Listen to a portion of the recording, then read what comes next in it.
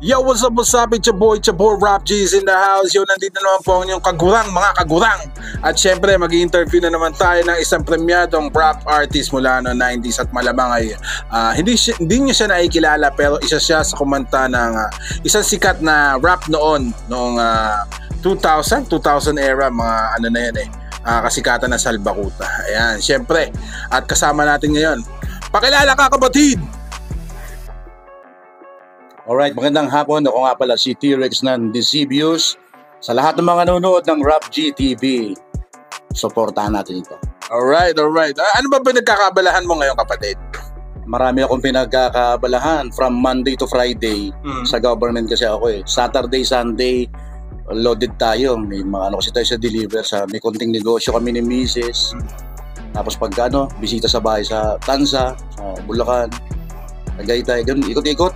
Halos wala, studio, gawa ng lyrics, kung ano-ano.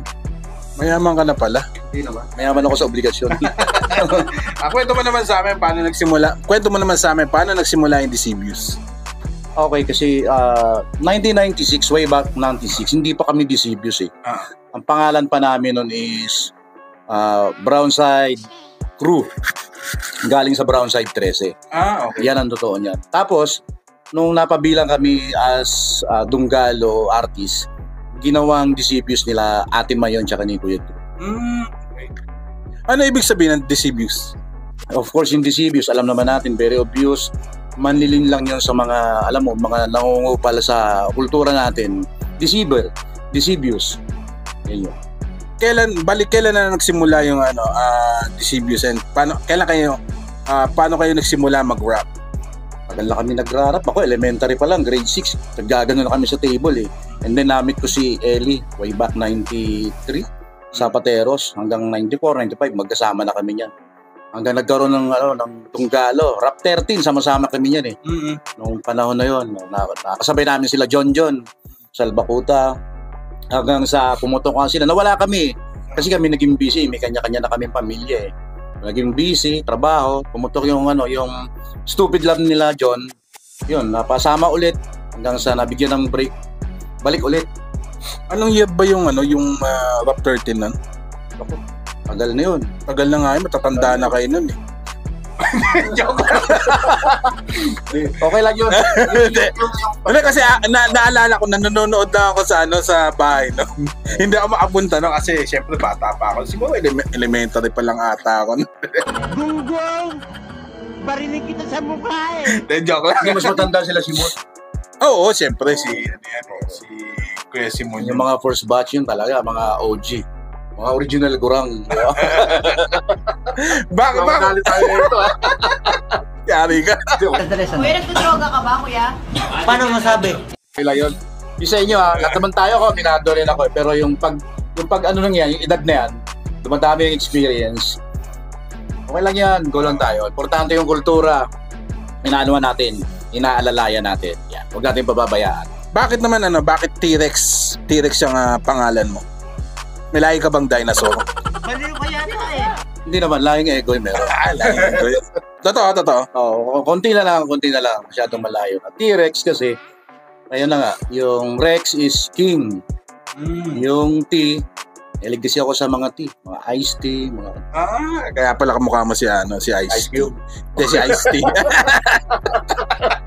Naalala ko kagabi kamukha mo pala si Ice T, hindi pa naging Ice Cube. Bakit may ice tubig naman diba? Paano nyo naman di ba may kanta kayo yung Ang Pag-ibig Kong Ito? Yun ang tumatak. Paano kayo nagkasama ni Nasty Mac? Actually, nung concept ni King A ni Kuya Amto. Tapos, yun nga, kami ang pinano. Pagdating namin dito sa studio, ready na andun na talaga. Talagang Nasty Mac na doon.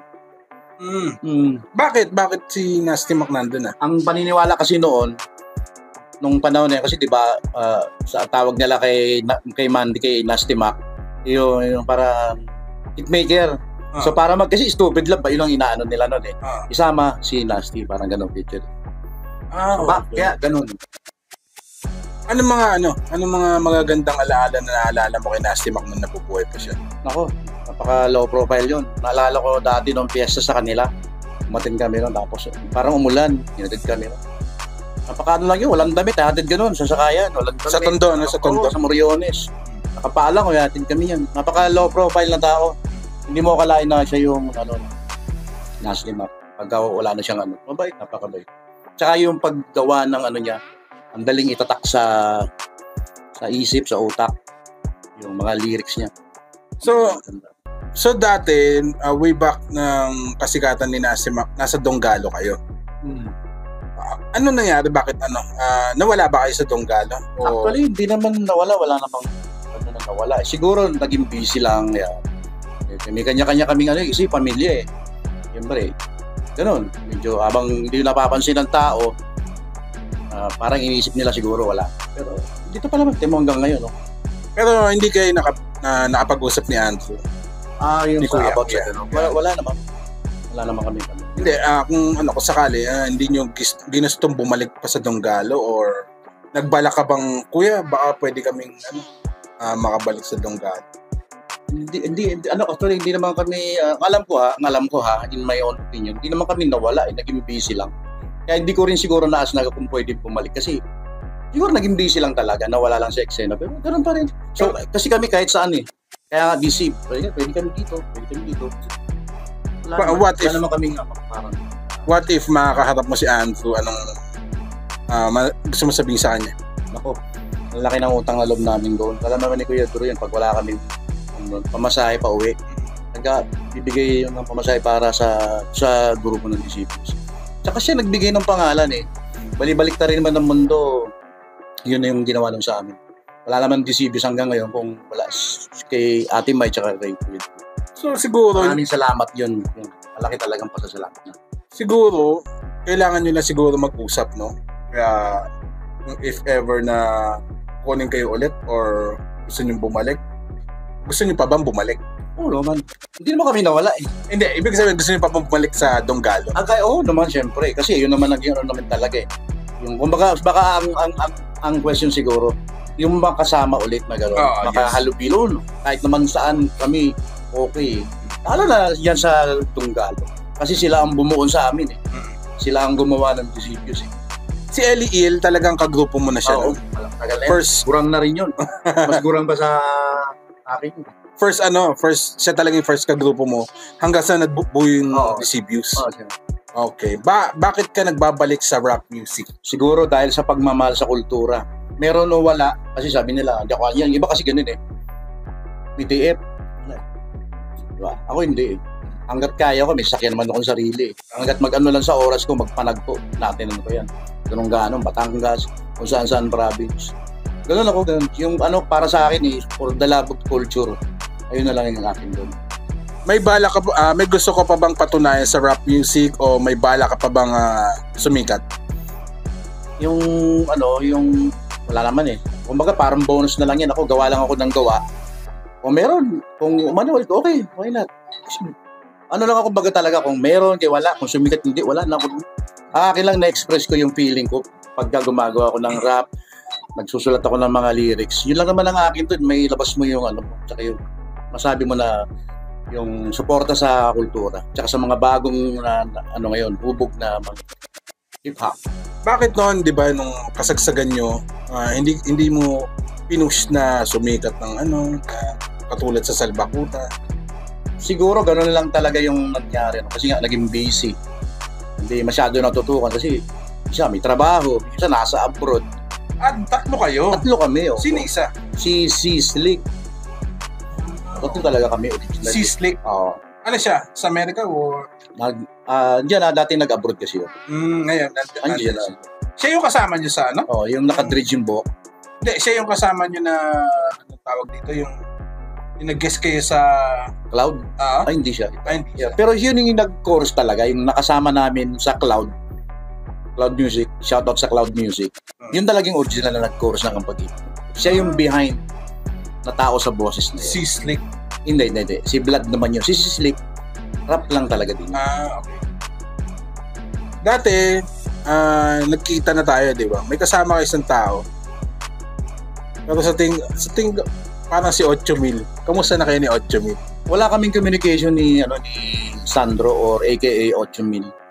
Yung mga huli naming normal naman yun eh. Medyo may tampuan. Pero wala yun. Hindi, minor lang yun. Kumbaga, wala yun. Okay naman. Wala lang communication. Busy ako. So, ibig sabihin matagal na kayong hindi nakapag-usap. Ang tagal na, sobra. Pero may gusto ka ba sabihin kay 8,000? Kay 8,000, yun lang. Okay naman siya, palagay ko yung niya ngayon, yung katayuan niya. Ingat lang palagi, yun lang. Ganun pa rin. May kinaiinisan ka ba sa rap industry? Sa rap industry, meron. Sino? Hindi ko pwedeng sabihin. Baka magawa ko ng lahat naman tayo actually. Lahat eh. Lahat, kahit ikaw meron ka din. Kahit sino. Meron yan, pero... Mali-mali yung tanong ko. Sinong kinaiinisan mo sa rap industry? Bukod sa akin. Kinaiinisan siguro yung pagdating sa parang sabi nila. Pero hindi naman ganun ka big deal sa akin yun eh. Hindi ba kasi sabi nila na mabababoy, na ganito, ganyan. Yun lang. Pero wala sa aking deal. Kala kayo, basta ako. Dito ako sa tunay na pagsuporta pag sa... Hindi mo naman... kasi nakikiuso lang naman eh. Kasi season ng hip-hop. Hip-hop na rin sila. Pag hindi na, balak na naman sila sa gano'n. Ganun. Kung makakabalik ka sa panahon ng kalakasan nyo noon, panahon ng 90s, anong gusto mong mabalikan? Mabalikan siyempre yung samahan namin dati na hindi pa masyadong busy. Sila Mandy, mga gano'n. Yung moment na yun na nag-out of town, kasama namin sila John ng Salbakuta. Yung ang pag-ibig kong ito, nagamit ba yun sa movie? Ay, nagamit yun. Anong movie? Sa Stupid Love, the movie. Soundtrack Stupid Love.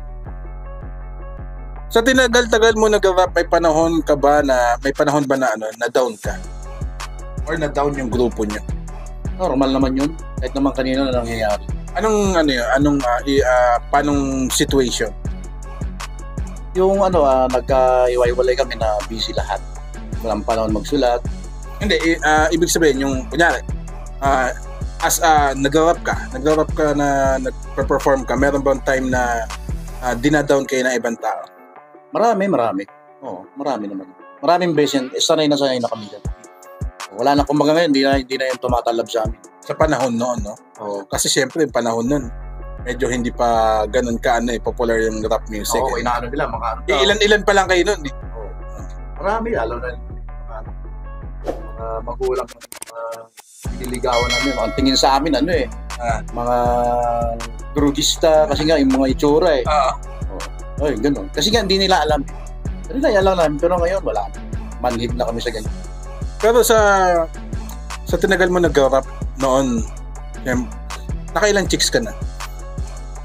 Siguro, wala pa si 5. Wala pa? Oo. Shoutout! May gusto ka ba i-shoutout? Shoutout dyan sa lahat ng mga nanonood ngayon.